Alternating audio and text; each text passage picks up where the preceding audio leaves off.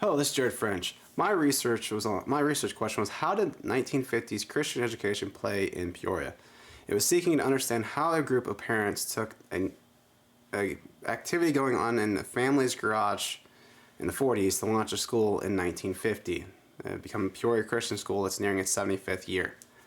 The significance for this research is lying in that the typical explanation for Christian schools is in church or political terms. That's true when you look at the 60s to the 80s day school movement, where you have independent and evangelical churches establishing schools within their walls and property. These churches leverage public dissatisfaction for a consumer base. So that came from the 1960 Supreme Court's decisions on religious expression in public schools. Now you don't have any of that for the 40s and 50s.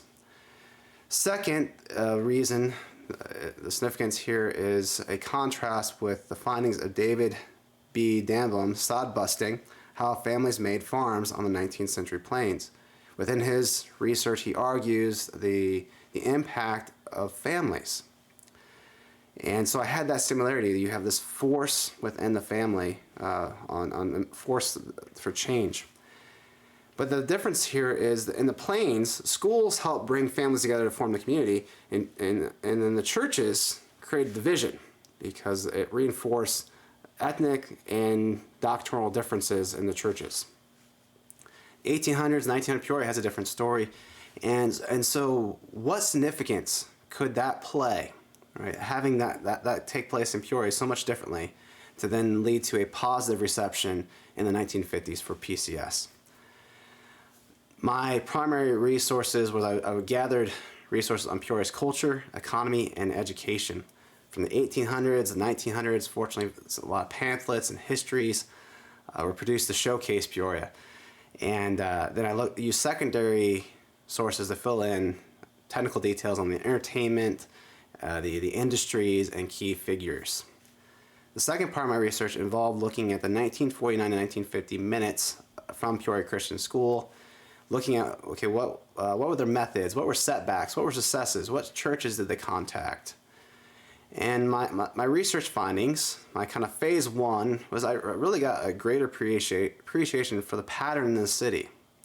The pattern in the city of innovation and cooperation through culture, economy, and education. For 150 years, you have stability and receptivity. And so the families launching PCS, you could really start with a simple desire. Hey, let's start a Christian school. And then you're stepping in this kind of organic receptivity that has been part of Peoria. Now, there was a theory that migration for work in the 40s and 50s helped create a need for a Christian school. But I found that those who migrated here from the South for work and those who were established, they did not engage one another at this time frame.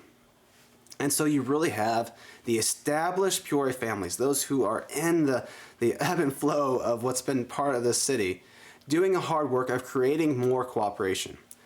They're getting and keeping before the churches this need for Christian schools. Families drove it. So they brought together churches from fundamental, from conservative Baptist, from Bible church movement, from the Christian church movement, from the Presbyterian Church of America. And to make this happen, to bring people together, families. And so you can bring this alongside and appreciate what Danblum's 19th century plane observes, how the families, when they cooperate, they're a social economic force for change.